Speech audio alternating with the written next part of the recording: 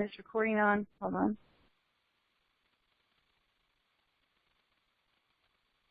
I thought it should say recording now. Okay, did it say it's recording now? Did you hear anything? No. Okay, that's odd.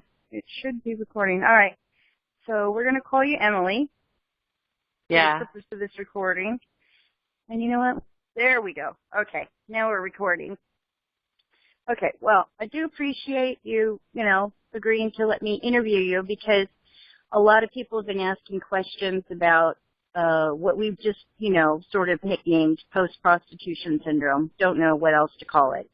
To give you like a quickie background, when I came out of the business, I didn't really quit voluntarily, I would say.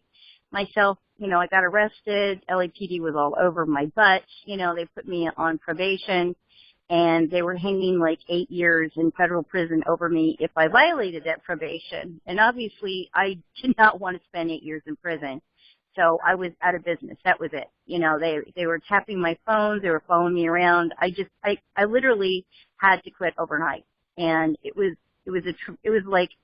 felt like slamming into a wall at 100 miles an hour. And I started exhibiting a lot of symptoms that, at the time, of course, nobody understood anything about. But I had a really good sponsor who said, why don't you go find other people who've quit the business, retired people from the industry, and just talk to them, see if they, went through anything like this. And at that time, back in the 80s, it was not easy at all. Nobody wanted to own up to having been in prostitution or in porn back then. I mean, it was like a big, dirty secret. And so, but, I was able to skirt it out and ask about and, that kind of thing.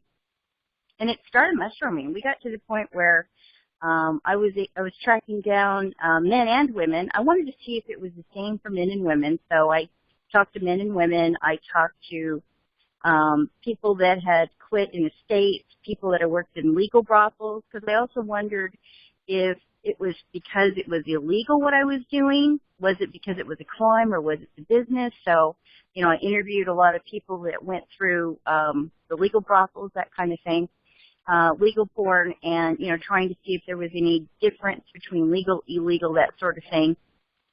And we started really hearing very common patterns. Everything I was going through, it seemed like they were going through. And it was, we never talked about it to anybody before, so we didn't know that it wasn't us. And there was a really neat feeling for me to realize when I'm hearing one after the other going through the same thing, I start to realize that, it's kind of like soldiers come back from war and they get PTSD, and for us, it seems like we've got this. And people ask me, what is that? So I thought I'd, talk to you about it because it sounds like you're definitely going through it. So let's start with there. You've been out of the business, 19 months now? Yeah, 19 months. Wow. Okay. And I'm assuming you're not an active addiction either. You're not shooting up. No, I got 18 months. You mean from drugs? Yeah. Yeah, I got 18 months clean from drugs, and I got 19 months of abstinence from the sex industry. Awesome. Okay, so what you're going through is not related to anything to do with drugs or alcohol then. Okay, great. And so, start with that. How is it going for you? You quit, and what's your life like now, and what are you going through now? One thing that I will say is that I'm really grateful that the desire to, work in the sex industry has been lifted. But I understand that it's only under a state of arrest, and actually recently it's been coming up. I've been really obsessing a lot about the industry and being, because and I realized that I was really worried about my financial state and worried that my life would never get better. There's a lot of reservations and resentments that were coming up in my life. It was definitely making my process of recovery, not only in terms of being a prostitute and then seeking recovery, whatever that means, because I really don't know what that means, but definitely in the context of being, someone who, suffers from the disease of addiction as it applies to drugs. Mhm.